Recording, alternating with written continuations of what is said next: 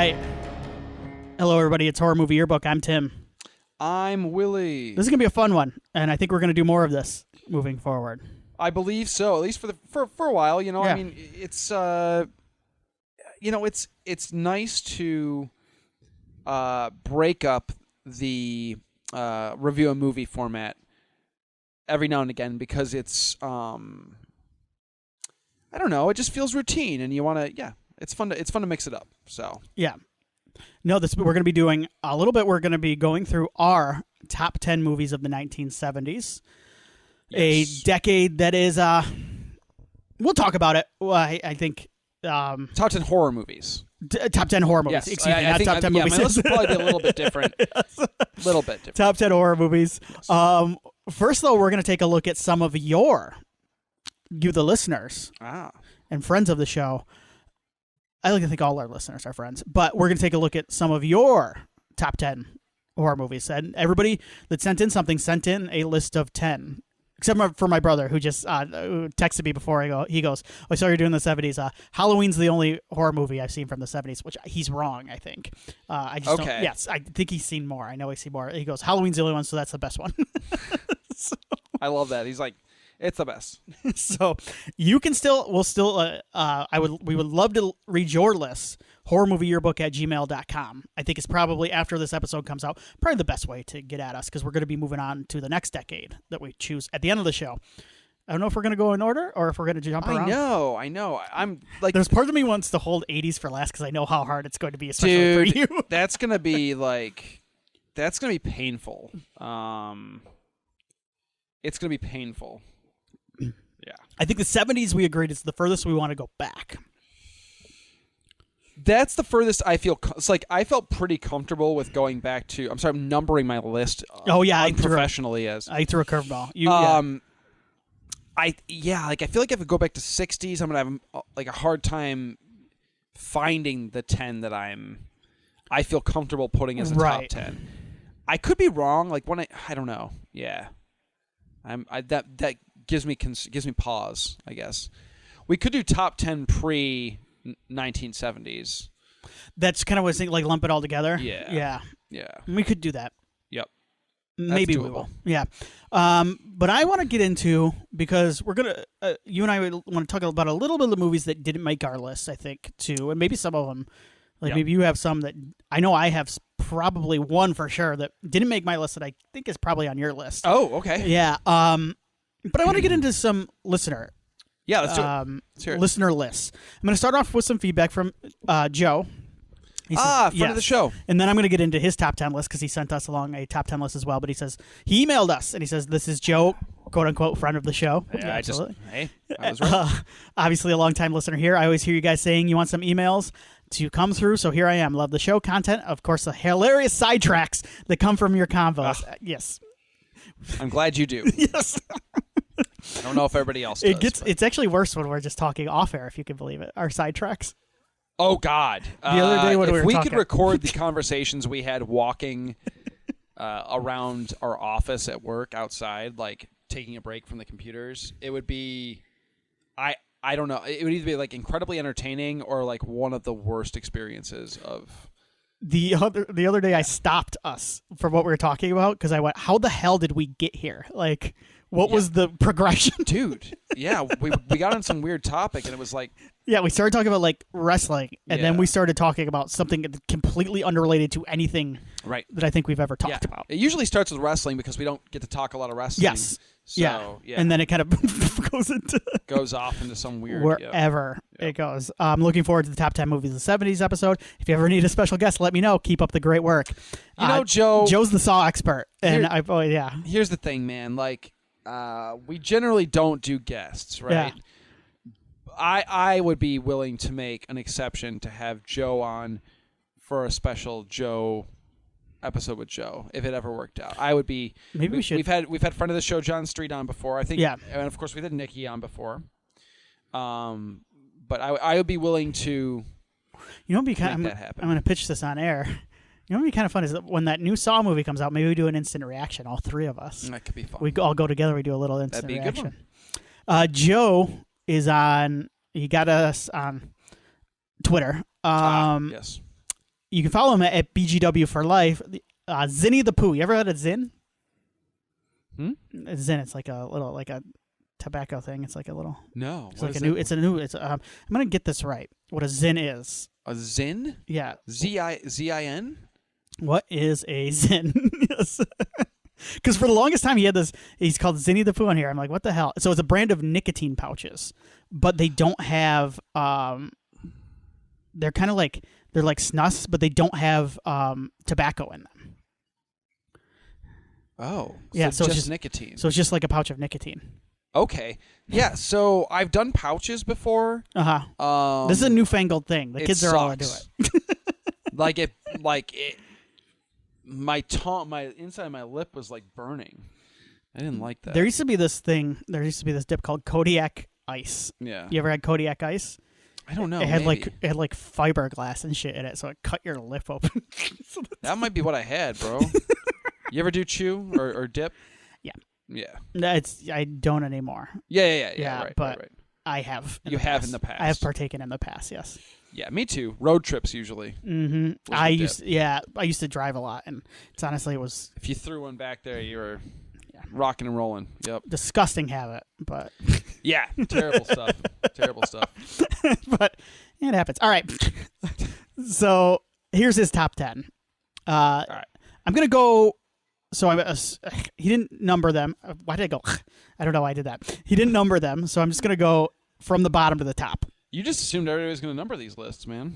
I don't know why. That noise. I don't even know why I did that. At the bottom, he's got. So I assume number 10 is Ben. Okay. That's the sequel, right, to Willard? Yeah, it is. Yeah, I like that. Well, he's got another sequel right here. Nice. Jaws 2 at number 9. He says, "I hope this counts." I think this counts. Jaws definitely counts. Yeah, it's a horror movie. The Hills Have Eyes, the original Wes Craven, at number 8. Number 7, Texas Chainsaw Massacre. Sure. Number 6, Dawn of the Dead. Number 5, Carrie. Number 4, Exorcist. Number 3, Alien. Okay. Number 2, Jaws. Does this count? So Jaws counts at number 2, and then number 1, Halloween. So he threw a couple curveballs at the beginning, I think, with Ben and Jaws 2, but then pretty chalk. And I'm going to say a lot of these pop up on my list too. Yeah. There's some very recognizable films. Yes, but it's certainly not exactly like mine. So that's nice. Yeah, and we'll talk a little bit about like how can you not put some of these on your list. So. I want to stick on. So we had another. So thank you, Joe, for sending in both the email and getting you our list. Perhaps we will make something happen, Joe. Yes. And then we had Rock and Roll Toast. It was John on X, Twitter. Here's my list. Now he clarified in no specific order. So I'm just going to read it as this is John Street's list. This is John. Yes. Yeah. Okay. He says, here's my list in no specific order. All right. Halloween, Alien, Jaws, Texas Chainsaw Massacre. Yep. All right. Now we got a curveball here.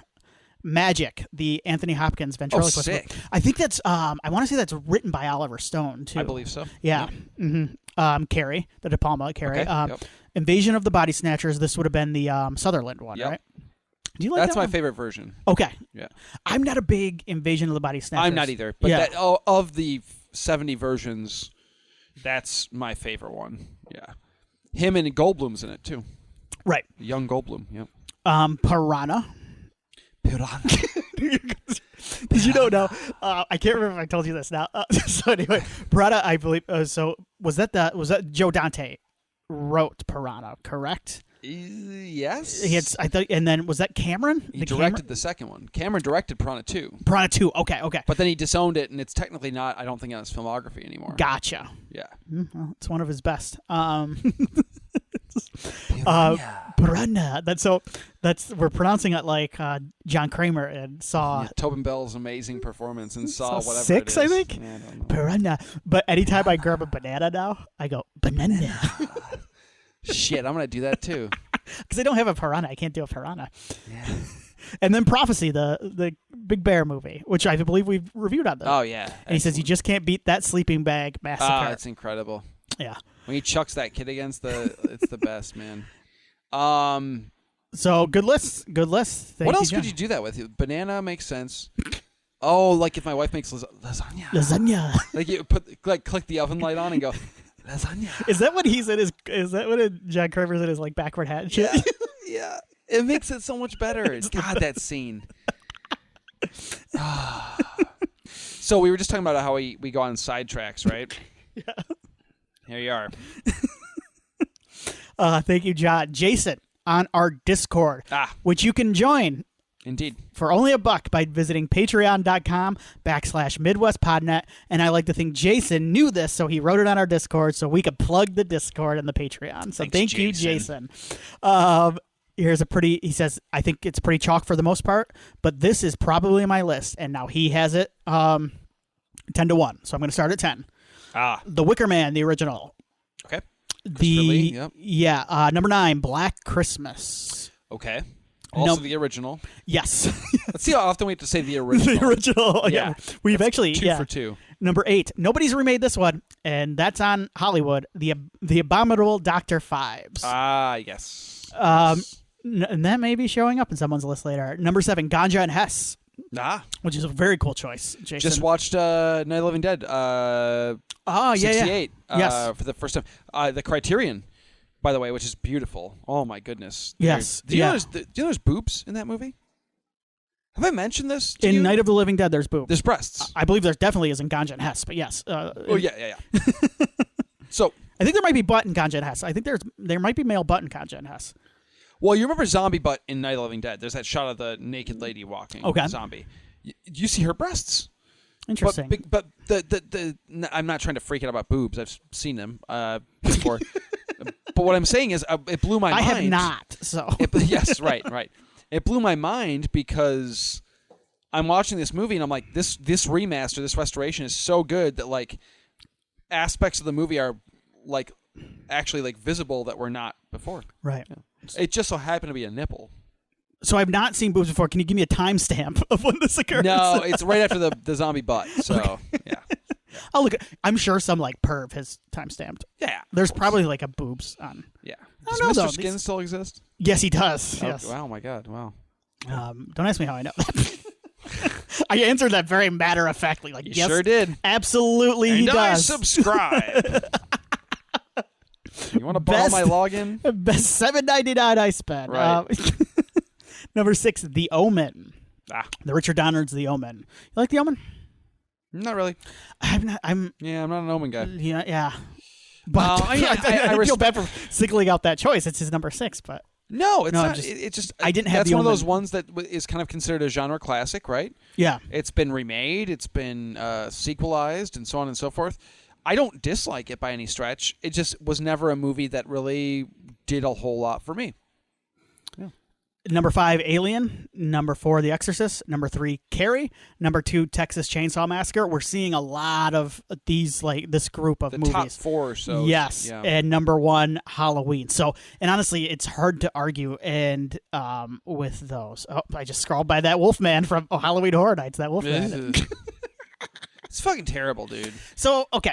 Quick rant here on this because I know it's not like he's not going to look like. Well, let's hold on. What are we talking about? Just so people know, there was a there's a new Wolfman movie coming out by Lee Winnell. Correct? Yes, but produced by Blumhouse. Yes, who is affiliated with Universal Studios. I want to make sure that it's clear. So this is a Universal production essentially, yes. And at Halloween Horror Nights, their yearly like haunted house event, they showed off somebody in some sort of werewolf costume. And I want to add too onto this, they promoted it as like you will get your first look at the Wolfman at this event, like you will see your first look at the Wolfman. So this was promoted by the studio itself as being this is your first chance to get a look at him. Yes, and yeah, he sucks. So I've seen people say this. They're like, well, he's not going to look like in the finish. Yes, I know he's going to be polished up.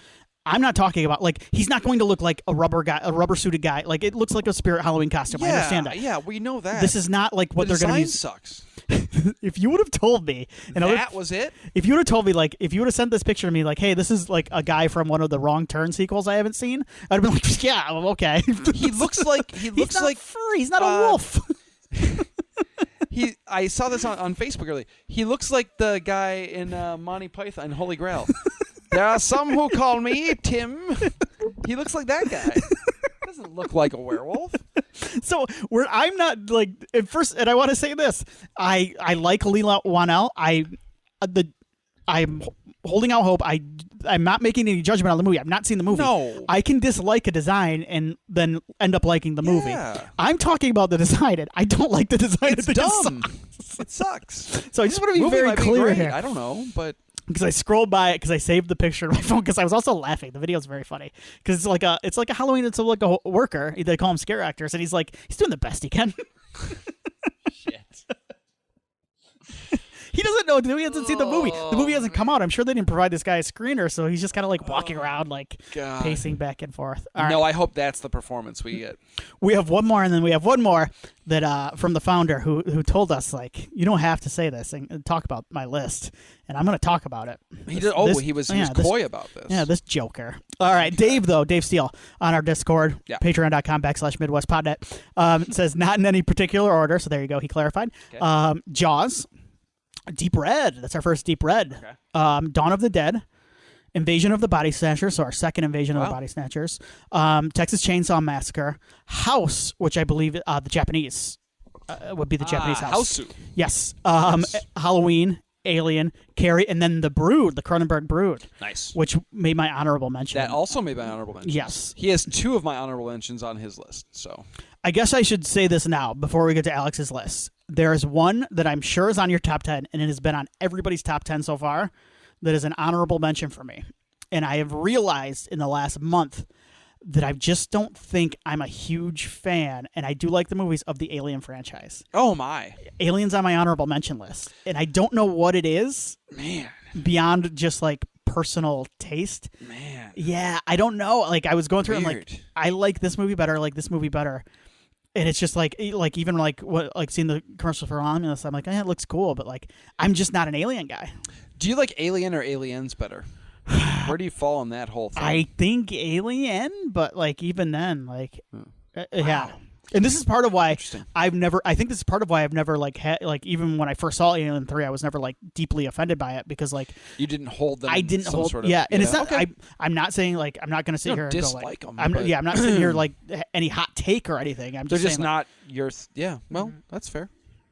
Yeah. Okay. So Alien is on my honorable mention. Did you see the creature design from Romulus? I have not really. No. Oh my God.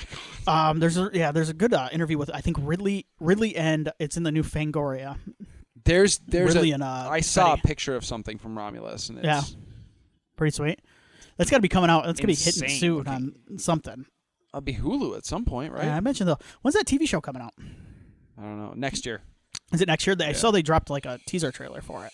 There's some concept art out there that looks pretty cool. Sweet. Yeah. We'll see. All right. And then finally, an email, horrormovieyearbook@gmail.com. Alex, the founder, says, this joker says, I heard you guys, he's really upset about, or you remember he corrected us and we told him to F off. Yeah. I heard you guys were looking for top 10s. First of all, joke doesn't work because we said we're looking for the top 10. We specifically said top 10. But anyway, top 10 movies from the 70s, horror movies from the 70s. So he goes, heard you were looking for top 10, so here you go. Number 1, Good Eats. So he's listing off Food Network shows. Or food. Oh, okay. Number 1. But let's critique this. Let's critique this guy's list. Good Eats. Good Eats is pretty good. Yeah. Elton Brown is an interesting dude, and has always felt like I learned to watch a lot watching a show. I'm going to say this before we keep going through this list. I'm not a big like food show guy, so my wife is a big food show guy. I like food competition shows. I like watching chefs compete and stuff. That's kind of a different. It's like a subgenre. Yeah. I don't like just like, hey, we're going to this restaurant. We're going to eat some food and talk about it. Yeah, like I'm not big on that. Yeah. So you probably like his number 2, Iron Chef. I'm not an Iron Chef guy, actually. I'm not. I've seen it.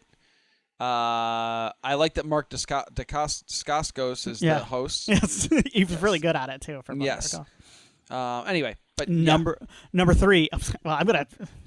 Interesting, Alex here.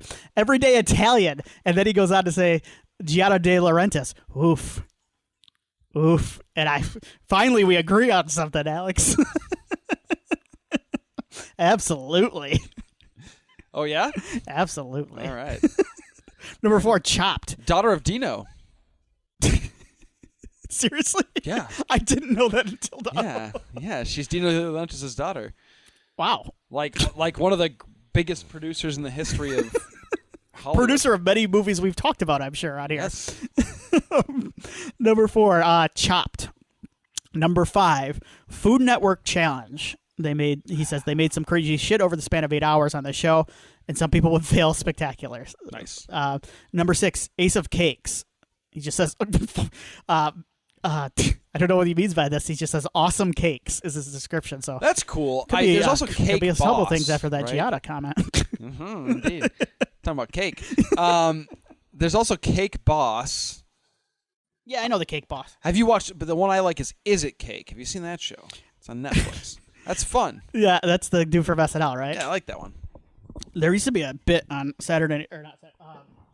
on David Letterman where it used to be "Will It Float," and it was just a bit. He'd go like Paul Schaefer would play something, and he'd just go "Will it float? Will it float?" And then like they'd ask David Letterman like, "Will this like beach ball float?" For example, and he'd go "No," and then they just drop it in, and it would flow, and like that would be the whole bit. That's great. That's a good bit. That's a good bit.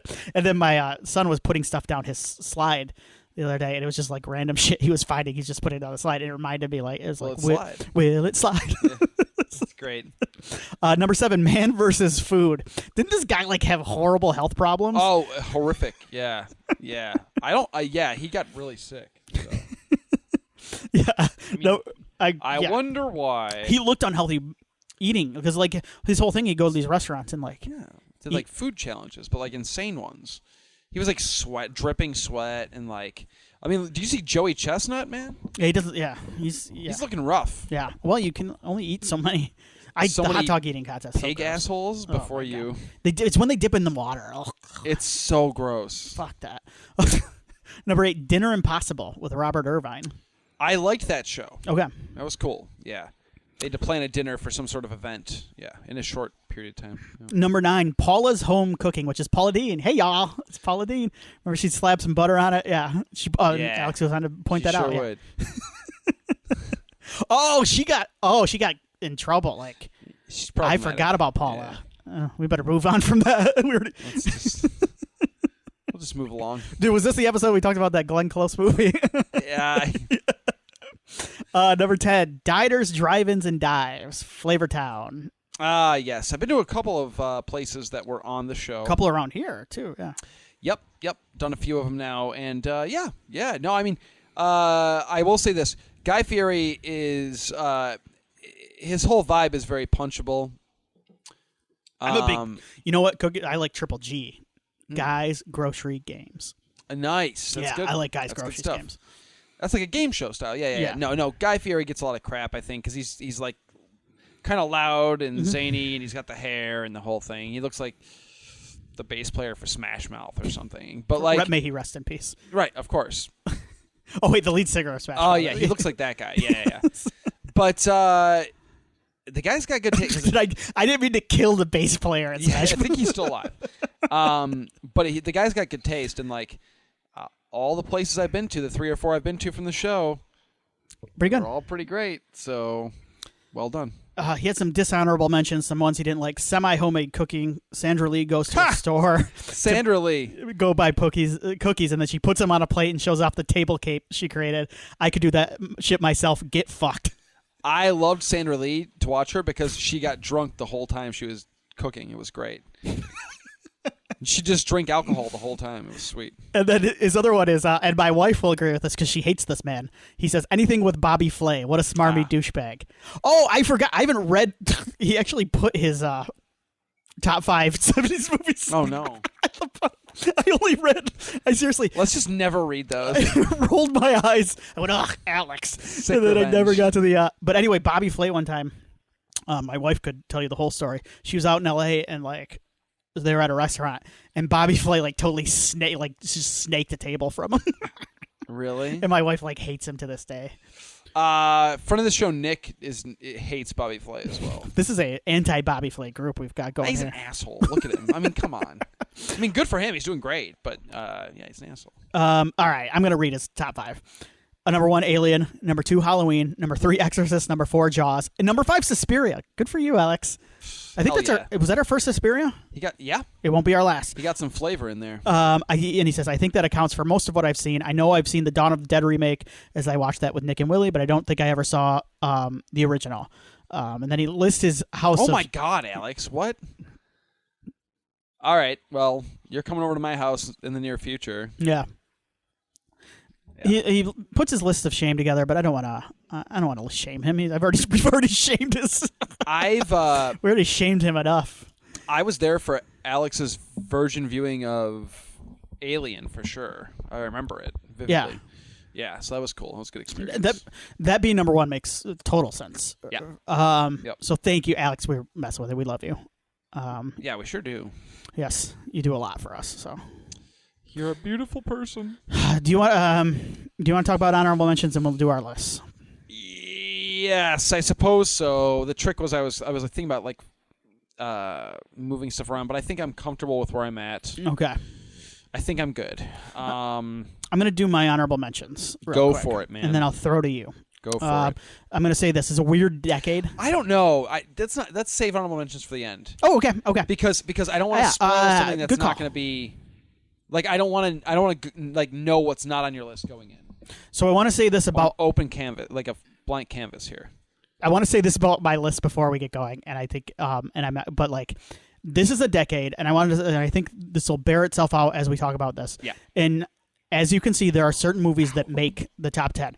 I'm going to say this. The 70s is a decade that may have been different if I was a little bit older for me. Because what happened with me is like these are a lot of movies that I went back and revisited. And when I revisit stuff, and I'm sure a lot of people are like this, I start with the classics first. Yeah. And then I move on to like the Well, you go with stuff. what people are telling you. You got to see that. You got to see that. And honestly, I think this is a good starting point for maybe if we have some younger listeners out there looking to get into older horror, 70s horror, like these are some of the movies that you should see. There's probably some, like if you're listening to this, I don't doubt you've missed something on the list. Right. Or you haven't seen it in ages, So there's got to be something worthwhile here. So even if the lists might be, certainly the top half of the lists are going to be a little bit predictable, I think. Yeah. So that's what we've been texting and like, God, my list is so like basic, but like, how can it not be? I do think I have a couple of surprises in here, but we'll get to those later. I have one movie that I've not seen showing up on anybody's list. Same here. I'm like, how has this not popped up? So do you want to start? Sure. With number 10? I'm going to go number 10, and I don't think it's recency bias. I think it's just like I haven't seen it in like probably 2 decades, and watching it again, I realized how much of a horror film it really is and how well made it is and how well acted and just like why it is an American classic. And it's Deliverance for me is number 10. The reason why it sits so low is not that I need to justify it, but like it might be more because I could see some people not considering it horror. It's one of those ones that kind of skirts but it's horror to me. It's scarier than a lot of the other movies that are even above it on this list. Yeah. But yeah, Deliverance, it's fantastic. It's a great movie. It's a movie that would never get made again. Like it had to be made in the 70s. And so, yeah, I think it's phenomenal. Very cool. Yeah. That, was that on anybody's list? We'll see. Yeah. Yeah. If you want to hear more of our thoughts on Deliverance, go back a couple episodes and you'll hear them there. So. Very cool. So my number 10 is, and I tried to sprinkle in a little bit of like my personal connection to these films because that's kind of how I. You get some anxiety with these lists, don't you? I can tell. I do. You're a little jittery tonight. Yeah. Yeah. You gotta crack that other. I haven't even had like caffeine. I'm just like high on. Yeah. I'm high on lists. Just wait till we get to see your 80s is gonna be tough. Like when we get to like the 90s, I'm gonna be freaking out. I don't know. My 80s is gonna be rough. My number 10 is Phantasm. Ah, yes. Here's what I'll say. Like, this is a hot take here. Death is very scary. I think we can all agree on that, right? Yeah. Every time I get sick from something, I'm like, is this it? I can still remember, like, the first time, like, oh, I'm going to die someday. Yeah. Like, when that hits you, like, and, like, it really hit me. And, like, I spent, like, the next day I was, like, Googling, like, near-death experiences and, like to get like, an idea of what it's going to be like. Yeah, crossing over the other side and like ghost stories. I'm like, oh yeah, I gotta find this.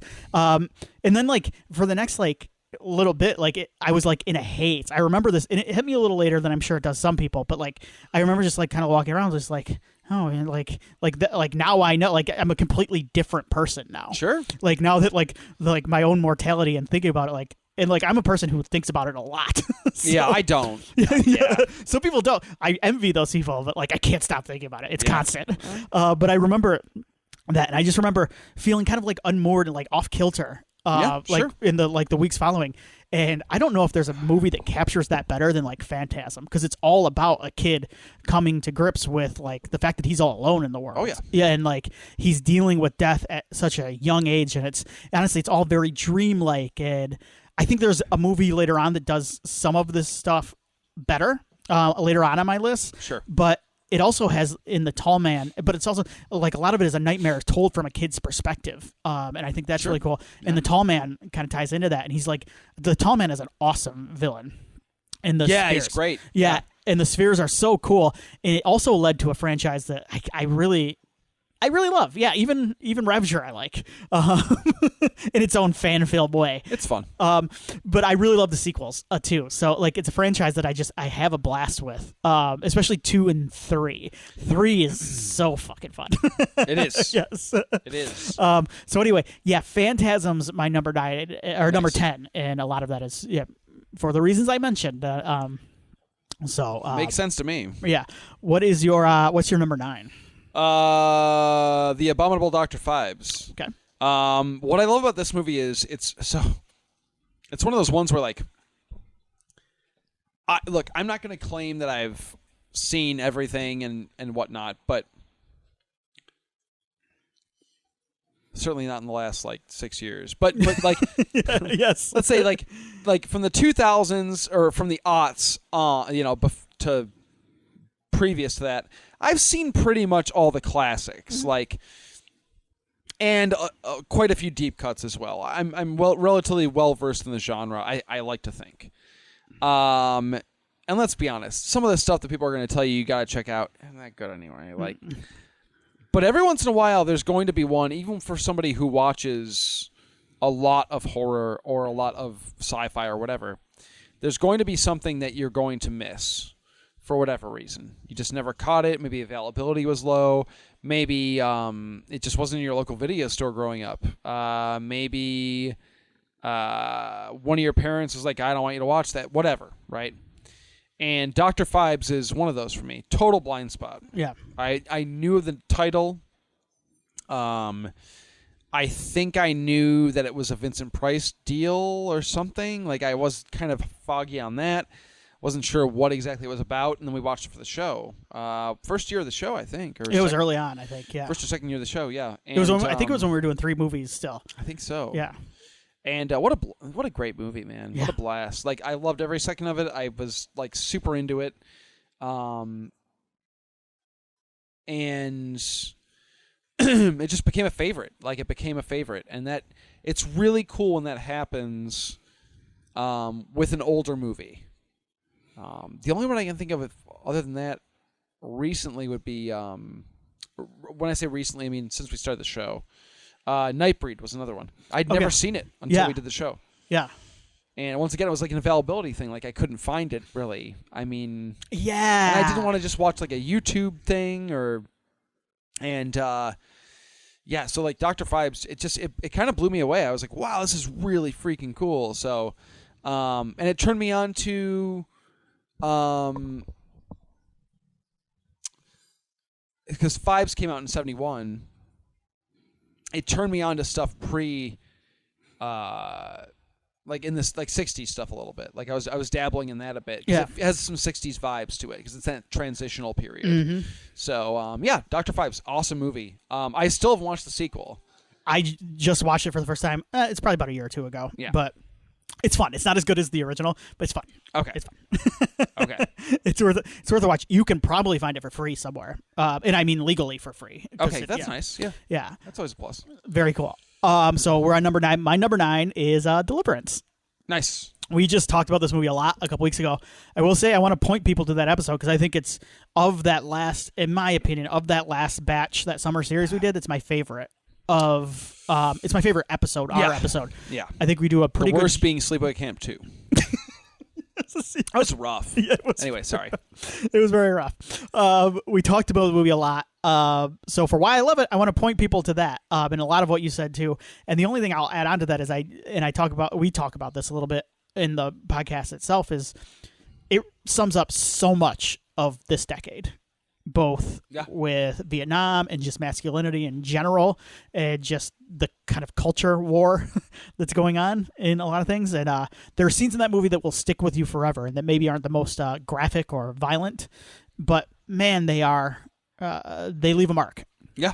And it's an incredible movie with great cast, great performances, and I don't think it's recency bias either. Like, that's the thing, is like it kind of is an example of revisiting a movie that you haven't seen in a while, and then being reminded of how good it really is. Yes. And Deliverance is a good example of that, and it's my number 9. Awesome. My number 8 is The Texas Chainsaw Massacre. This is a weird one for me, because it wound up a couple spots above Deliverance and Phibes, okay? But for some reason, even though it's the number 8 spot, I considered kind of bumping it. And here's why. I want to explain myself here. I don't often give movies a space on a list like this because of their importance to the genre as a whole, or to... I make my list very personal most of the time. Chainsaw's a little different for me. I like Texas Chainsaw Massacre as much as somebody can like it. Right. I think it is just so unapologetically like raw and shocking, and it feels like you're watching something you're not supposed to be watching. And I can't imagine what it was like for people who saw it back when it first came out. Like, that had to be insane. But it's never been one of my favorites in terms of, like, the classics, right? When you think of kind of the horror classics. And I think this was one of the horror classics. I've never held it in any sort of major high regard, and even on revisits I haven't. But it's just one of those movies that's so important to the genre and so important to this decade that I has to be on my list. Right. And I don't normally do that, but this one I was like, Chainsaw has to be. And like I said, I considered bumping it, but I'm like, I just can't do it. Like, I can't. It's got to be on there. And it felt right to have it in the number 8 spot for me. So, yeah. Very cool. Yeah. I will. Yeah. It's a classic. Yeah. So, I will probably be talking about that in a little bit. So my number 8 is The Abominable Dr. Phibes. Nice. So when I think of this movie, I think of the podcast, and how that was also how I was interested. I remember both of us being like, it was a surprise for us. You had not seen it either, No, right? I had not. No. I'd known of it, but I had not seen it. It was a podcast discovery, and it makes me, thinking back on it, makes me realize how important silly stuff is to be like listening to podcasts, or like going down YouTube rabbit holes, or just reading blogs and like discovering stuff. Like, that's the fun of being a horror fan. It's like the new version of like wandering the aisles of the video store. Yeah. It harkens back to that, and that's what horror fandom is. I love camp. Campiness gets a bad name, and that's because in the wrong hands it can be really bad, but in the right hands, it can be like amazing. Two of my favorite movies of all time are Bride of Frankenstein and Evil Dead 2, two campy movies. Yes. Like two kind of silly, fun movies. And I would put this one in a similar boat, probably a level below both of those. But I love, like, even in my personal life, I love structure. And this movie has that 10 plagues of, that structure. And you can see, and I kind of love discovering it and realizing, like, oh, this is so similar that to what is about to come with like Friday the 13th and Nightmare on Elm Street. It's got this like, especially Nightmare on Elm Street with the villain. But how it's structured too, it's perfectly structured as like a slasher movie. It very much is. Yes. I was shocked by that. Kind of like a 10 Little Indians. That's what everybody says. Like the slasher movie, like Friday the 13th, is kind of base saver. But you can also see a lot of Dr. Phibes in a way in this too, in that movie too. But like, there's a difference between those. Like, I feel like Dr. Phibes himself would turn up his nose at Freddy Krueger. Like, there's a class. There's a sophistication. Yes, there's a sophistication. Yeah. And I love that. It's this great transition, like you said, from like the old, like Vincent Price too represents kind of the old horror, the old guard, and how it kind of transitions. It's kind of like that. It's almost like this last beautiful middle finger to what's about to come with like Texas Chainsaw Massacre and stuff. Yeah, it's like Dr. Phibes like giving the finger, like, all right, buddy, like you will never be, like you said, as classy as I am. Yes, you might do your own thing, but you'll never be me. You're a hack. Yes. So yeah, I love this movie, and the other thing too is like I like seeing it pop up on a couple of lists, and I'm hoping out there somewhere we introduce this movie to somebody. Like I hope we did our part introducing Dr. Phibes. This show introduced me to it. Yes. So, that's my number 8. What's your number 7? Mine is Phantasm. So you talk cool. about I mean I agree with everything you said. Phantasm. I will never forget the indelible mark that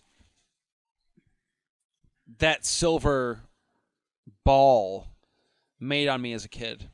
Like it freaked me out. I'd never seen anything like that before. Like visually it felt futuristic, but it also felt alien. It also felt, I don't know, it was just like that entire movie felt like I was being transported to some other universe or world or reality. And it still holds up so well because I think the performances are pretty darn strong. Especially Angus Scrimm. Like he doesn't do a lot in the movie really, but like he's just got a presence and he's so good at it. And Phantasm is just so cool. It's another movie that would never be made in any other decade but the 70s. They keep talking about remaking it. Like, they've talked about it forever. And I just, like, I kind of don't know how you... Because you're right, it's such a 70s movie. It is. I've read reviews that call it, like, Easy Rider, like a horror version of Easy Rider, and that kind of makes sense. Yeah. I'm like, I don't know how you do that today. I don't know how you capture the vibes of that movie. I don't think you can. Yeah. But, yeah, we'll see, I guess. So where are we at? Number 7? You're at number 7. Am I up? You are up.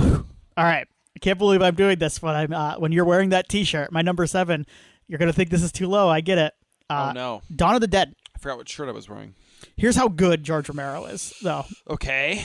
I love this movie. I think it's amazing. Yes. I think it's incredible. It's not even the highest George Romero movie I have on this list, and there are times when I think it's my least favorite of those first 3 Dead movies. Oh, but that's how good those movies and how good George Romero is. So it's true. I will say this, it's probably my second favorite. Day has kind of nestled its way at number 1. Day rules. Day is Isn't it sad how we get older and Day becomes like... Day is like it's right? It's solid number 1 for me in the Dead. When I was a little saga. kid, Night was my favorite, right? Like that was my We'll talk more. Keep talking. But no, we're talking about the whole thing, and like, so like it kind of flip flops for me between which I like, Night or Dawn, but like I said, like I don't think there's a wrong answer to. If you start throwing Land in there, then it's I like Land, but no, come on,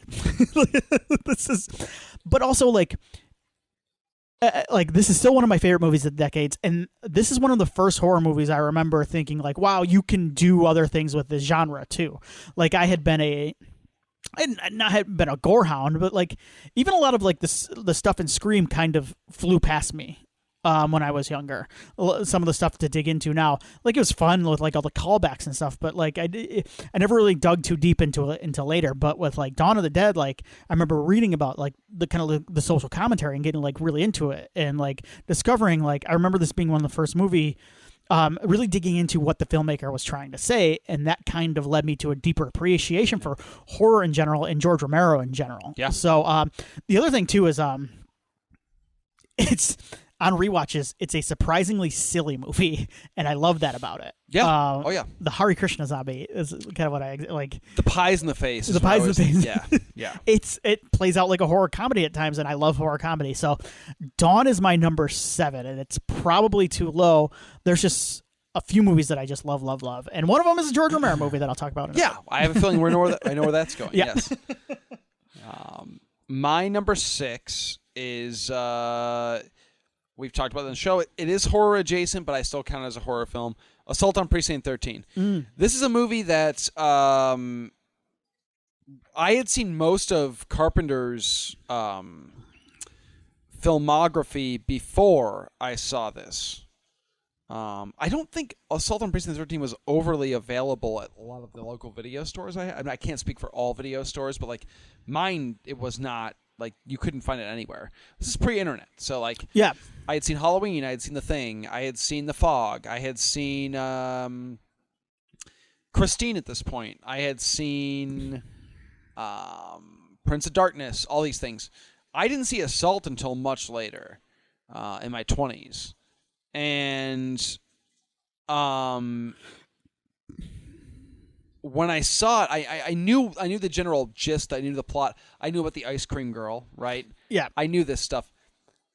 Former, like she was a Disney child star. Yes. And Carpenter shot her. Yeah, shot her. Point blank. That's why he's the king. I don't know. He is the king. And I wound up seeing it on kind of a crummy... I don't know if it was a DVD rip or something. It was not great. Yeah. And I was like, whoa, this is interesting and cool, but like I wish I could see and hear more of this. And it's like early internet, I feel like. Yeah. And there were no DVDs of Assault on Precinct 13 at this point in time. And then they released a DVD when the remake came out. Yeah, was it Anchor Bay? Probably. Yeah, probably. Because the remake was coming out. I like the remake too. It's fun. I think we did a comparison. Yeah, we like both. Totally different beast, but I forgot about that. That's fun. And watching it that time, I was like, man, this is like great. Like this is a great movie. Another movie that could only be made in the 70s. Like it feels so 70s to me. And then watching the Scream Factory Blu-ray was it once again like a whole different experience. It was like this is a class. Like this is a classic. This can sit up there with any other Carpenter movie. It's become one of my favorite Carpenter movies. It's gritty. It's like this hard-boiled like revenge story, but then it's also this like siege film. It's also it's just all those things I like about like pre-80s action and horror films that's like all crammed into one thing. And it's kind of what's funny is for Carpenter, it's everything that he liked before the 70s crammed into one. So yeah, I love Assault on Precinct 13, and I think it's kind of still underrated in my opinion. Yeah, I would agree. Yeah. In terms of his filmography, certainly. Mm-hmm. So, everybody talks about his horror stuff a lot of the time, and it usually goes back to The Thing, and then Prince of Darkness has really caught on lately. Yeah, In the Mouth of Madness is another one that's really kind of gained a fan base. But I'm with you. I don't think this one gets as talked about. And it's Night of the Living Dead. It's got one of this movie's Night of the Living Dead. Yes, it basically like mixed with a Western. It says it's got a lot of the same things to say too, as far as the commentary goes. Yeah, it does. Which is just really cool movie. Deserves a spot on the list, absolutely. And I think it's certainly horror enough to be on this list. It's got one of the best / most annoying scores of all time, too. It's an earworm. It's in my head right now. Embedded. One of the only things I ever learned how to play on keyboards. Number 6, Rod, right? Yes. Number 6 is for me is The Exorcist. There are 2 movies on this list. One of them I'll get to later that I remember vividly watching in my parents' living room. with the lights turned off and being completely terrified. This is the first one, and let me explain why I was so scared. Outside of being just raised Catholic, which, by the way, helps this movie, I think, in a lot of ways, because it makes it scary because there is some really scary imagery in Catholicism. So, no. Like watching this movie, you see a lot of it on screen, and like a lot of the stuff like deeply scarred me as a child is like from like Catholic imagery being projected. We worship this. Like, this is crazy, right? This is not the same thing we're talking about. Right? No offense to anybody's faith. No. But like some of the stuff gets pretty dark. Yeah, sure. And I'm not even just talking in general. But not just single out Catholicism. A lot of religious stuff gets very. But there's some crazy imagery. Yeah. But anyway, let me explain my viewing experience with the first time I saw The Exorcist. Oh my! I'm in my parents' living room, and my parents' living room has the TV, and then off to the side, like in the corner of your eye, as you're watching the TV, are these big windows and this big sliding door, glass window sliding door. And it looks out into the woods behind their house. So you're kind of looking out into the abyss. Like it's just woodsy back there. It's just nothing but darkness. And woodsy, back beyond the pool. Yeah, well, this was pre-pool. The pool came in way after I had left the house. Convenient. Yes. A lot of things, they got a riding lawnmower like as soon as I was out of there. My dad's like, I'm not doing this shit. So anyway, like this is pre-pool, but anyway, yeah. So like, and you get like, you can hear the wilderness outside too. Yeah. Like you're not, there are bears up there, but you don't hear them. Yeah. Right. But like you're hearing the stuff, and like if you're hearing a bear, it's already too late. So I just remember like I'm like super into it, and then all of a sudden the flashes of the Pazuzu the face like are on screen, and I just like I don't know if anything has scared me. It's just as much as that. Like the rest of the movie, the corner of my eye is keeping an eye like out the window. You think you're tripping out, or like you think like you're convinced in those moments, and that's why they're so genius. Is like your brain is saying, that's not part of the movie. I saw that. Like, yes. There's something in here with me. Like, and there's this primitive part of your brain, or at least my brain, that's sitting there and looking out of the corner of my eye at the darkness in the window going like, his face, like the Pazuzu face is going to pop up at my window any fucking time. I'm getting goosebumps right now. Like, that viewing experience is so like embedded in my brain. I will never forget it, and like it sticks with me, and that's what great horror does. That's awesome. So what a great story. So that is, and in addition to being, I think, a terrific film. Just a classic film. Like that is why I've got this on my top 10 list, and why it's just such a great movie. So The Exorcist is my number 6. Yeah. All right, my number 5 is Suspiria. I went through Suspiria brings me back to a fun period of time in my life where I was in kind of a discovery mode, right? Yeah. I felt like I had seen the majority of the American classics, and I wanted to delve into some stuff that I had no exposure to, and I had the ability to now, right? So like I know like it I know it's not hard to contextualize for everybody listening, but I know I need to remember Tim and I grew up pre-internet, and I watched horror movies a lot earlier than most people do, age-wise. And so Suspiria was not something I could get my hands on easily when I was a kid, and I was eating up every single horror thing I could possibly eat up. And it came later. I think it was I don't think it was Anchor Bay. There's a company that released it on DVD. And I finally checked it out, and because for years on the internet it was like Suspiria, Argento, and if you do Argento, you got to do Suspiria. That's the pinnacle or whatever. And I was like, I'm gonna get into Italian horror. I was digging around on the internet, like what movies do I got to see, and that at that time it was like you got to check out Fulci, you got to check out Argento. Those are kind of the two, Bava. And I got really into Italian horror, and the first one I watched was Suspiria. and nothing else could live up to it. Like no other Argento could live up to it, or any other film. I have plenty of Italian horror films I love now because of that kind of discovery, that weird like 2 or 3 year period of me just like delving into all the but it was a fun time. I was in my 20s, and it was like this, like it was my first time on my own. Yeah. You know, like I had moved out of my parents' house. I was living on my own essentially. I had roommates, but living on my own, and I was kind of my own person in a lot of ways. And it was like this weird journey of like self-discovery through weird. Well, the 20s are a great time for weird foreign horror films. If we have any of our listeners in their 20s right now, go watch as much crazy shit as you can. Because as you get older, you'll like want to watch that stuff. Patience for crazy shit. Yeah. But if you watch it now in your 20s, it'll become a classic, and you'll rewatch it. Yes, absolutely. Yeah. If I watched Suspiria right now, I'd probably be like, I don't got time for this. Maybe, I don't know. Well, have you seen the Suspiria remake? I liked it. Did you? I did. Well, I was just asking because I was like, have that feels like it? I did not like it as much as you did. Okay, I liked it. Yeah. But I was using that as an example of like, oh, I didn't know you had seen it. Like maybe like you didn't seek it out because you're. But maybe I wouldn't have. Yeah, it's very long. No, I liked it. It's not the same movie, and that's fine. Yeah, and that's Anyway, but I mean, it's just Suspiria is gorgeous. It's just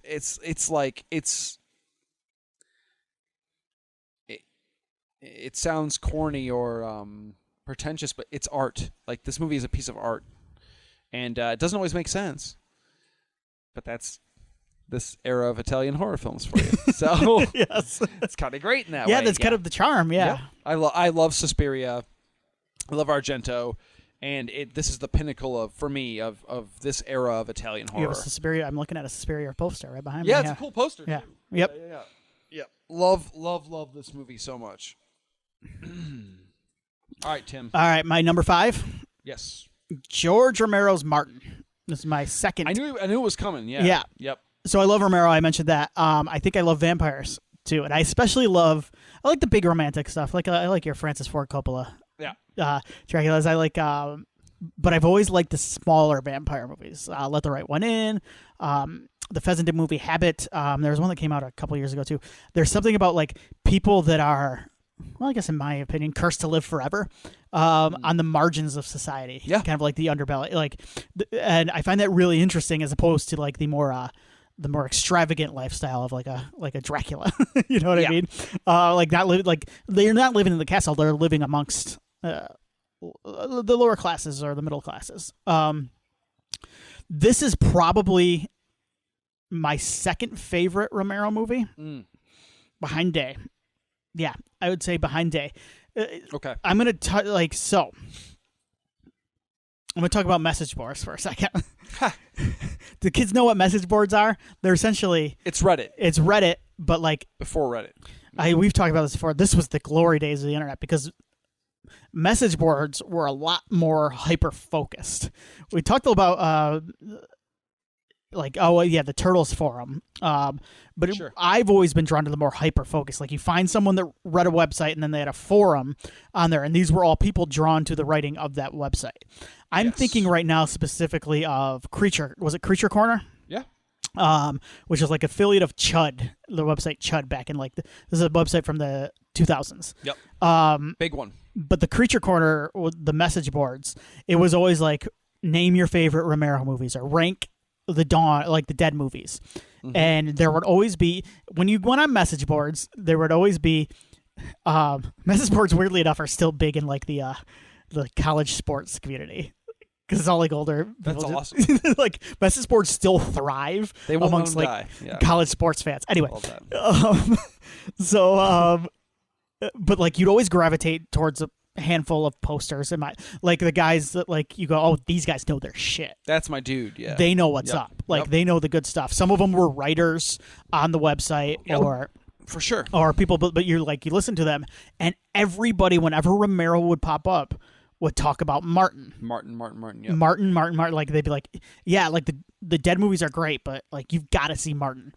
And I was like you said, never like back. This was pre like Netflix would come around later too, but like nowadays, and I actually think it's a great thing. Like you could go on Prime right now, search for Martin, and buy it for $4. You can rent it for $4. Pretty rad. Yeah, it's cool. I don't think people realize how great that is.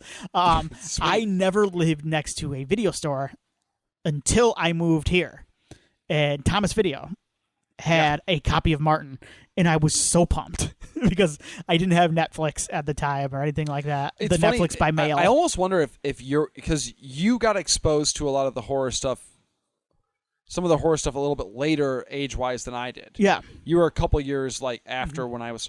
I almost wonder if that's part of that is like you just didn't have it up there. Like it is. Yeah. Well, we had video stores, but it was we had a Blockbuster, Family Video, and we had one called Premiere Video that was pretty cool. But like, that was the thing. Like, even like you're right. Like Day.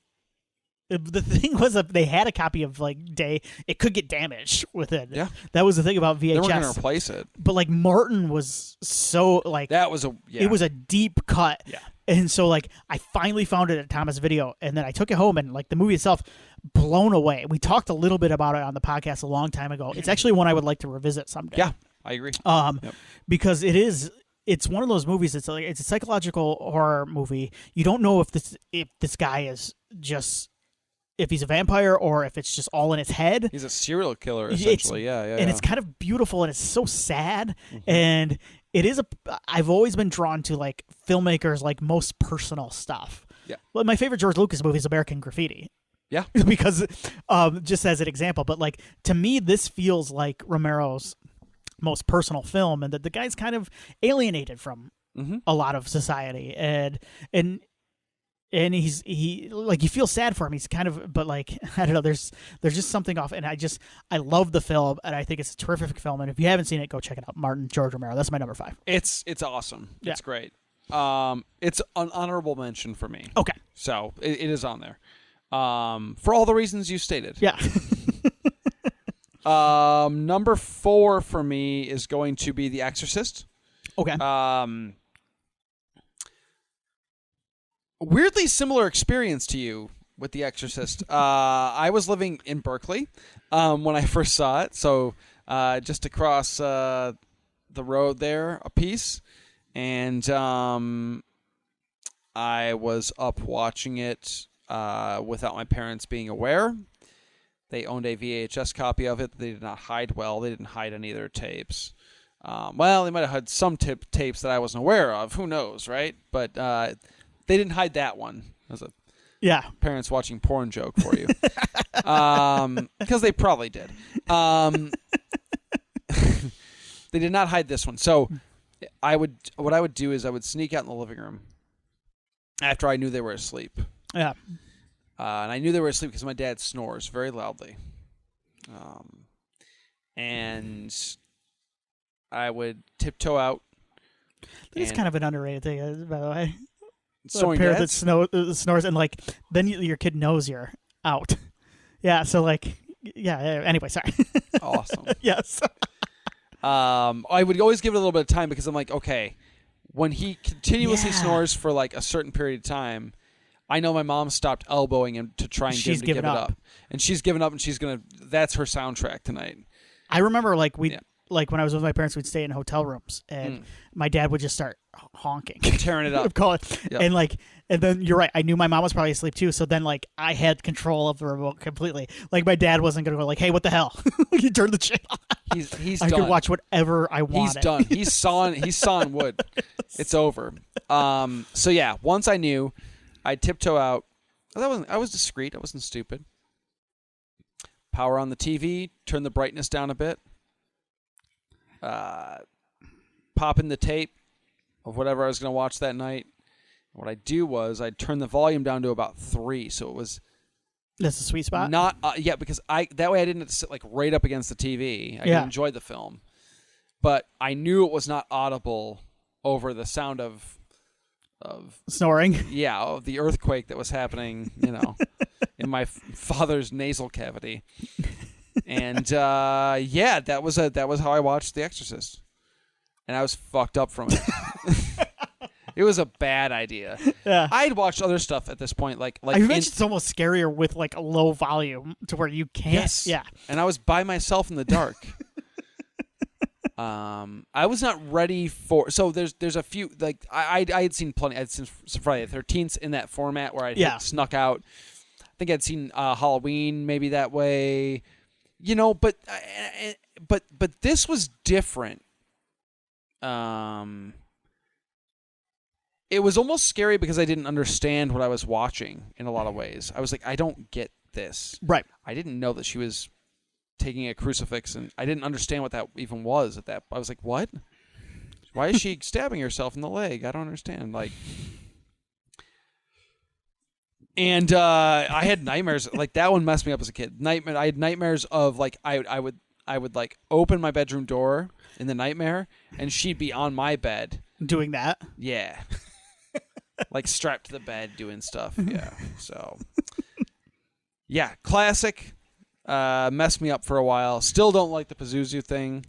I've decided to face my fears, and I have a sticker on my window that's Pazuzu's face of my car. You do, car. Yes. I keep her on there or him on there just to remind me that it's going to be okay. But Nikki, my wife, is a real POS because she printed off. You've heard about this, right? I don't remember the exact story. Of that flash of the face. Yes. And she would hide it in our apartment in spots where she knew I'd open up the door and it would be right there. Terrible person. Okay. There's nothing like that. Number 4 for you, Tim. Nothing like a heart attack? Number 4, you've talked about it, is Suspiria for me. Yeah. This is another movie. This is the last one I'll talk about watching in my parents' living room. But I watched it around the same time that I watched The Exorcist. It was, and I remember, it's one of the first times I remember feeling completely like transported by like the atmosphere of the movie, the vibes, if you will. The vibes, but yes. like, the other thing is like a couple movies on this list have like iconic scores, and this one might have the best. And I just remember sitting there all by myself in like the dark, and that Goblin score kicks in for the first time, and I just remember going like, "Whoa, what is this is different?" Yeah, what is it? Is like this is something. It's one of those viewing. It's one of those where you're just like, "Oh, this is like at this point, like this is like something I've never seen before." And honestly, I don't know how many. Like there are a lot of movies, and I read a lot of interviews with people who are like, "Yeah, my inspiration was Suspiria," and I go, that's great. And like the movies themselves might work, but like they never capture what Suspiria is able to do, which is just, it's magic. It is. And like the colors are like this weird thing where like they shouldn't exist. Like, I know. Yeah. It's like this weird, it's like this crazy horror fairy tale, and like the violence and everything is like weirdly, it's like graphic and like beautiful in a way. Like the whole thing is like this just crazy Alice in Wonderland story. And yes, so Suspiria is my number 4, and great choice. Yeah. Great movie. Yes. Number 3 for me is Alien. Okay. So what's funny is I like Aliens better than Alien. But Alien is another late night VHS. Pop it in, turn it on the volume, and yeah. It's a movie that I feel like sometimes gets disregarded in some weird ways. Like, I know it's a classic and people talk about it like it is, and it deserves to be talked about in that way. It was the first like real lived-in future we saw in space in movies. Yeah. Most space movies were very futuristic and clean. Everything looked like a hospital. It was all white and polished and pretty. Yeah. This was like a lived-in. This is probably what the future would look like in space. Like it'd be kind of like, it's like grunts too. Like, yeah. It would be people just doing their job, getting shit done so they can get back to Earth and drink some beers. Like that's they just want to get it done and get paid. And I remember being kind of blown away by that. Just the visual of space exploration in the future not being this pretty shiny, happy, Star Wars-y, like, you know what I mean? Like, yeah, it just felt wrong, but also kind of made sense, even back then. And the alien design is just like unreal. Like that first alien design is just like, you cannot. no, you can never outdo that. There's nothing you can do. There's been so many variations on it, and through other movies and action figures and all sorts of stuff like video games. It's that first. There's nothing like that first one. It's like sexual. That I think the other movies lose that a little bit. That aspect of it. It's like psychosexual and weird and like. It's one of those that's like that's something Ridley can capture. Yeah, well, yeah, of course, Giger designs, right? Giger designs, Ridley's able to actually like make it work. Yes, which is insane. Yeah. Giger designs are very. But how you made that work in motion in film, mm-hmm. It's kind of amazing. And it's such a small, intimate like movie, and I think people forget like it almost does the Psycho thing in some ways. The Ripley character, the Sigourney Weaver's character, does not seem like the lead really at the beginning of that movie. Very much seems like Tom Skerritt is the lead of that film, in my opinion. And then Tom Skerritt's killed like he's one of the first to go. Mm-hmm. God, that scene still freaks me out. Anyway, it just everything about that movie rules. I could rant about Alien. Alien was like it was one of those movies when I was younger. It's like it was always kind of like a dangerous movie to be into. Yes. Like my You're not parents supposed to watch it. Yeah, my parents would like I remember I just remember like Alien coming up at some point, and they're just like being like it was a movie that I was not supposed to watch. Nah. Like that's not for you.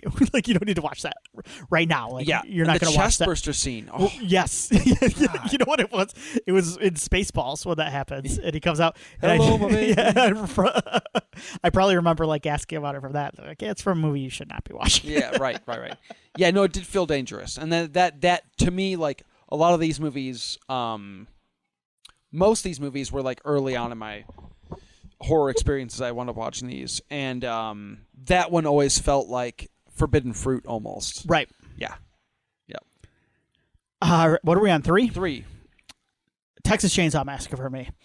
This is so there's a pretty common theme, and this one and another one exemplify the theme, and this one I think maybe actually does it better what I'm talking about. And as I get older, I've joked about this, but I've become very routine oriented, very structured. Sure. In my daily life, and like if I start to like really like dig into my psyche, I think what really scares me is like chaos, like the idea that like something bad could happen to me or people I love like at any time. Like it's horrifying. Like if you really sit there and think about it, the world is just like a terrifying place. It's absurd. Yes. Yes. And there's that idea that like something bad could happen at any time. Isn't that just go back to like our primordial animal instinct though? Yeah. Like survival instinct? Yeah, because we live. Think about living like a squirrel. Yeah, right. That would suck. Like, and honestly, like if you take a look at like the course of human history, we live at a very relatively safe time. But like, there's shit that's going on right now. There's like, oh my god, what the hell? What are we doing? Yeah. Yes. I don't know if any movie has ever captured that better than Texas Chainsaw Massacre. Like the idea, and I don't think his power has like waned at all at the time because I think it's a very effective movie, but it is just that idea. It's a movie that like you said it when you were talking about it. It almost feels like it makes you feel like she does at the end of the movie. Like you have gone through, like you feel crazy. Yeah. At the end of you feel like you have lost your mind for 90 minutes, and then you come out on the other side and you are a different person. Yeah. So that is why Texas Chainsaw Massacre is my number 3, is because it taps into what I fear the most, which is like the idea that like there is no order in the universe. Like shit can just happen. Complete loss of control. Complete loss of control. I don't have that. Like, and at any moment I could be under the control of somebody else. Yeah. And also I've driven through parts of Texas and I go, oh boy. Felt a little very beautiful parts of Texas as well, but like there are parts of Texas I'd be like, oh boy. Okay, fair enough. I've never been to Texas. I've been in an airport. That doesn't count. My number 2 is Dawn of the Dead. Okay. I think I'm sure I've talked about this on the show before. We've been doing this a while, so I forget. But I will never forget Christmas morning. I want to say I was probably 10. So this would have been like 96. Okay. And I was already obsessed with Night of the Living Dead. My parents had a VHS copy. It was another one I popped in late one night, volume low. And I was obsessed with that film and the idea of zombies. And I opened up my gifts on Christmas morning, and I tear open a box, or a wrapped box. It's a VHS tape, and it's Dawn of the Dead. I have no idea what I'm looking at. I'm like, what's this, you know? And my dad goes, that's the sequel to Night of the Living Dead. And I went, what? I had no clue there was a sequel. Yeah. I had no clue George Romero directed anything else. I just knew I loved Night. And I was like, you're kidding me. This is another zombie. Like, I get to watch another. I didn't know another zombie movie existed. Like, that's how in the dark I was, you know. And I had to be younger than 10, actually, now that I'm thinking. But whatever, it doesn't matter. Yeah. Anyway, my mind was blown, right?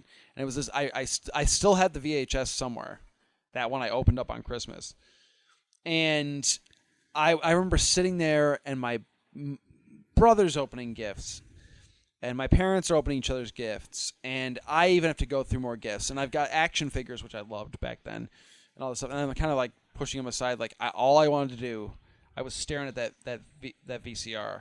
It's like, I need to watch this shit now. As soon as humanly possible. I was chomping at the bit. I had to wait a little while, but dude, I popped that VHS tape in, and my world was different after that.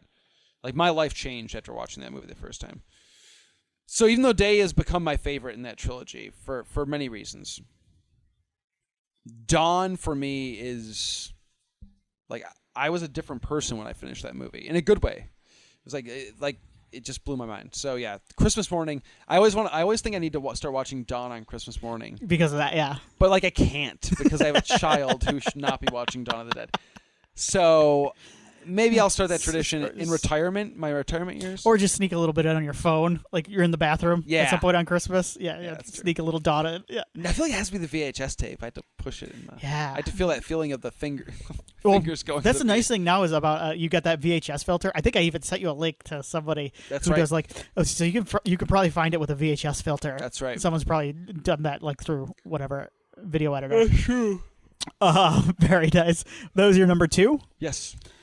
My number 2 is Jaws.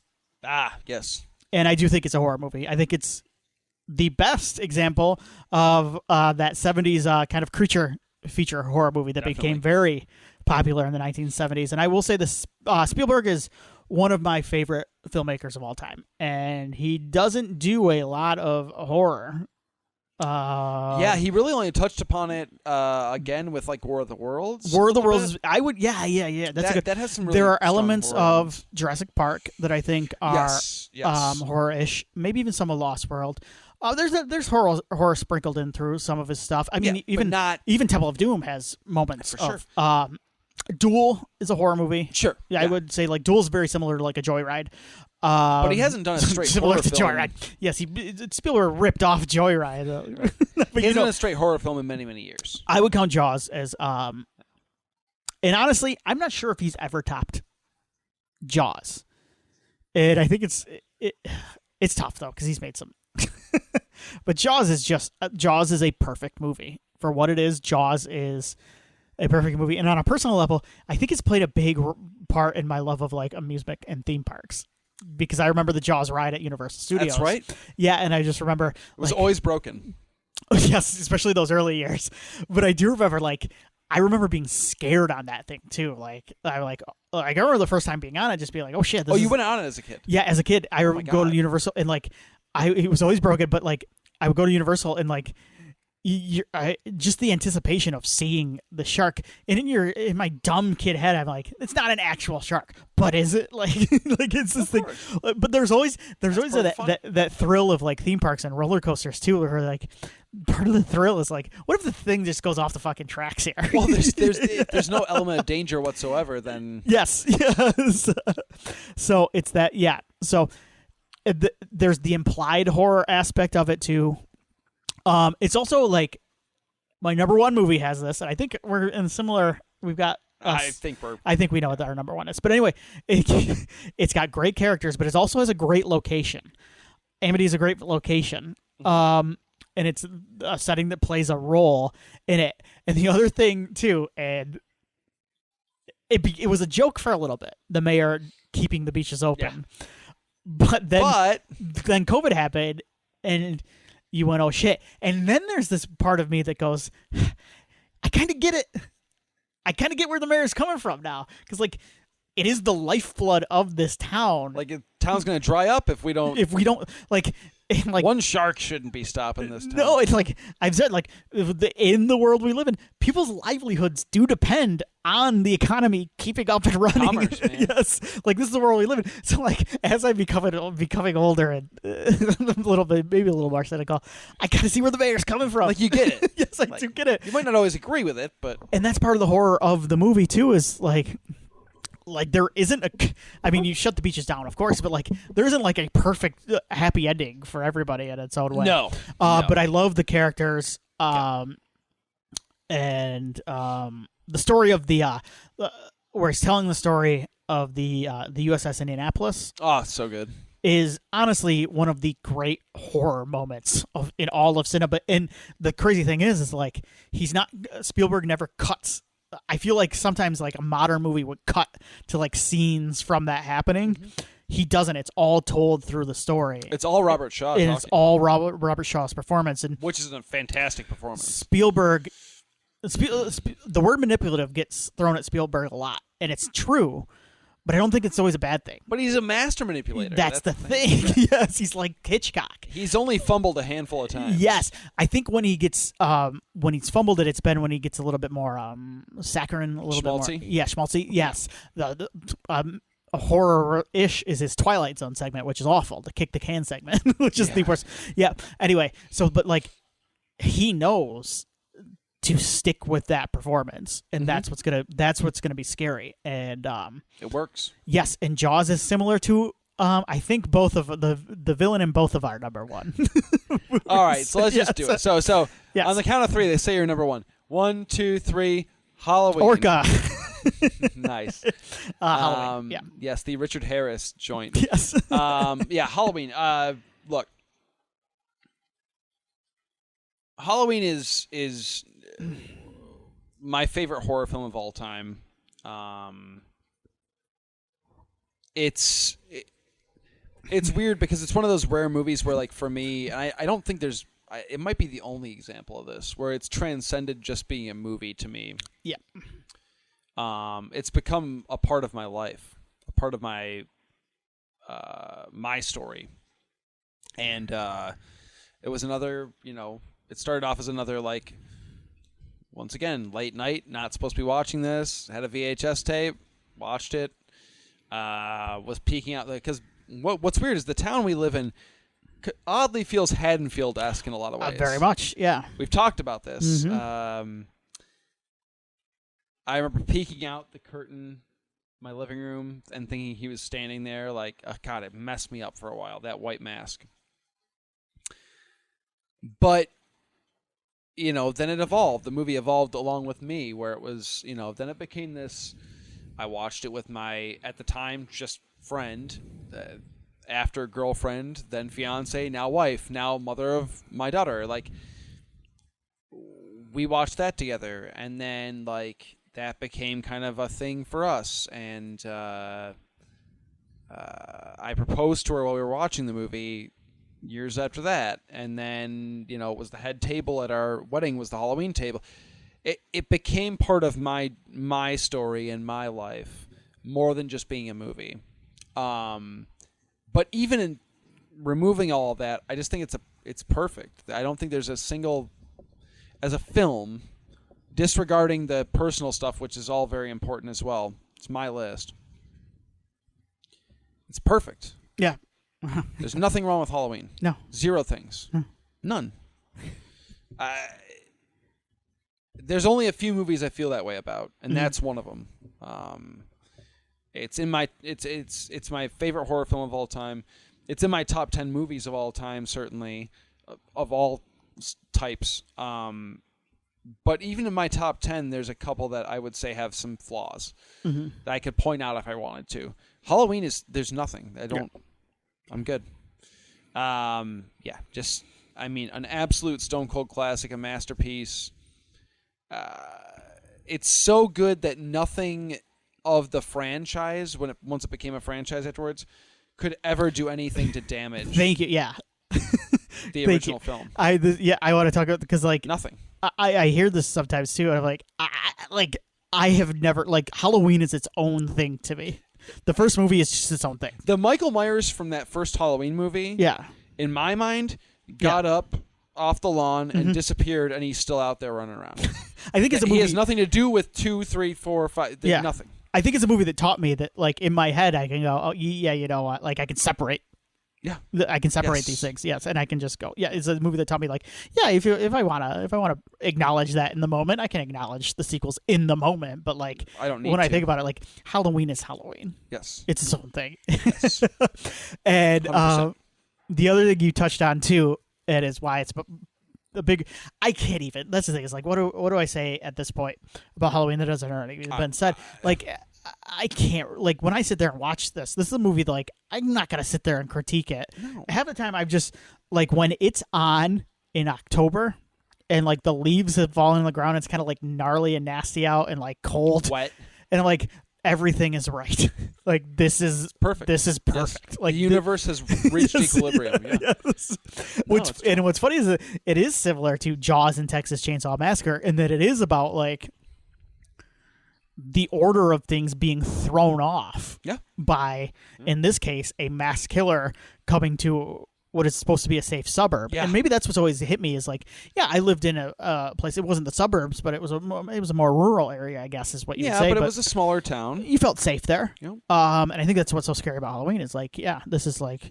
And you know what? Looking back, like, maybe it wasn't always so safe, because I think back to some of the stuff that, like, I've learned about certain things, and, like, maybe it wasn't always so safe. Like, maybe I was just sheltered from that in a lot of ways. Yeah, I remember. Yeah. Like, I mean, I remember. Like, I can tell you for a fact, I asked my dad to trick or treat with me probably a year or two extra more than I probably needed to, because of that movie. Yeah, because I was like, I don't want to walk around these streets that kind of look like the movie and, like, feel like You're right. There's like hedges around here. Yes, that there look are. exactly like. Yes, there are. I walk by one every day. What's funny is we're closer to Illinois than the state this was actually shot in. So, but no, there are spots in our town here where it's like. This feels very, especially in the fall, where you're like, this feels very Haddonfield. Like, if I have headphones, and I should put in the score and just kind of walk. You know? Yeah, it's cool, man. It's fun, man. We did it. Honorable mentions, and we'll get out of here. Yeah, I've got. Anything you want to mention? Got Jaws. Okay. I do love Jaws. it's never been. It's everything you said it is. It's fantastic. It's just never been. It's never hit for me in any sort of major. I've never been a creature movie like a. Animal. So it's your Alien in a way. Yeah, exactly. Yeah. Zombie. Lucio Fulci Zombie. Yeah. I love that movie. The really score good. rules. It's zany. It's ridiculous. It's nasty. It's great. The Brood. That's on my honorable mention as well. Yeah. I like The Brood a lot. I just don't. It didn't quite make the list for me. For whatever reason. I think some of it, too, with me is, like, Cronenberg would go on to direct stuff that I love more, and, like, The Brood is kind of lower on that list. Yes, yes. And then the same goes for me for Deep Red, which is on my honorable mentions. Very nice. Deep Red, once again, I love Deep Red, but it's not... It doesn't quite... It had the polish that, like, a Suspiria has, where I can add to that top 10, so, yeah. Just a weird decade in general. I do want to mention a couple that came out, I guess, like early in the 70s that are just kind of odd. One of them is a movie called The Baby, which is just this weird sort of a thing about a grown man who pretends he's a baby. Oh my! Search that one out. Blackula is kind of an off-kilter one. A lot of fun. This one isn't like a really weird one. I'm not actually a big Kubrick guy, but A Clockwork Orange. It's weird to say it's my favorite of his. But I guess it kind of is because it's weird to call A Clockwork Orange my favorite of anything because it's such a nasty movie, nasty film. Yeah, but it's probably my favorite of his movies. Oh man, I had to rethink that. I don't know. Yeah, it was a big decade for Mother Nature and killer creatures. I mentioned Orca. I do like Orca. I like Prophecy. John mentioned Prophecy. Yeah, fun. The other one I want to mention too is Eaten Alive. The Tobe Hooper. Oh man, the follow up. That is a nasty little movie. Yeah, it is. And it's kind of a forgotten follow up to Texas Chainsaw Massacre about a killer, crocodile, alligator. He owns a. Can never tell the difference. It's a guy that owns like a hotel or motel, and he starts tossing people to his alligator. It is nasty little movie. Yeah. We mentioned The Brood, kind of big year for female centric horror. Carrie, I like a lot as well. People have mentioned that. I do like Willard. Joe mentioned Ben. I like Willard a lot. Good, yeah. And the other thing is a big decade for satanic movies. Remember The Devil's Reign? Oh my god. Devil's Reign is a wacky ass movie that could only be made in the 70s. Yes. It's nuts. Burnt Offerings is another one that's... Yeah, haunted house movies were big. I like The Sentinel. Yeah. Was that 70s? Yep. Yeah. That was 70s. No, Sentinel was 80s, I think. Okay. Wasn't it? Or no? I thought it was like... I can't remember. Devil's Reign was insane. Devil's Reign is insane. That movie is absolutely bonkers. We discussed that movie.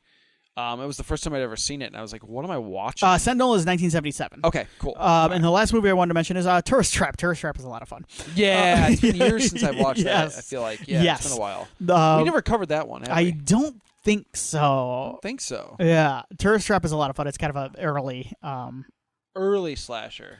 Early slasher. If you like the House of Wax remake. Yes, similarities. Yes, yes. I like the House of Wax remake. Yeah, the original House of Wax is not. I think the new one, the 20-year-old one, right? Yeah, took a little bit of inspiration from Tourist Trap. So there you go. Those are some honorable mentions. What decade do you want to do next? I had a lot of fun doing this. Oh man. Do you want to jump around? Do you want to just do 80s? Let's do 80s. You want to just go in order? I think we ripped the Band-Aid off because I think that's going to be a problem for us. For me, especially. We talked about this. 80s is going to be a tough decade, just in general, because there's a lot of stuff that I really like and have personal connection to that I can't, in good faith, put on. Are you going to put together like a master list like you did with the 70s? I will, yeah. Give me a few days. Well, yeah. Yeah, that's fair. I like to do this while I watch wrestling. Perfect. Yes. Man, this is going to be rough. This is going to be hard. I'm going to put together a master, and I'll do it this similar. I'll send it to you. It'll have all the it'll probably be in order by date. Okay. That's perfect. I've got two that are already like no question. Yeah, I've talked about one. Yeah. Oh god, that's gonna be really tough because like this is when we're getting into dude, this is bad. Like the masters of horror, like their best stuff. This is a bad idea. I've got three now. Okay, I've got three in my head.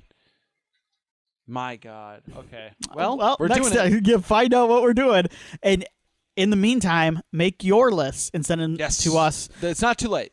Yes. Yeah. If you want to do a 70s list, if you listen to this and you don't follow us on, if you are one of the smart people who's not on social media, probably the best. Unlike me. Yes.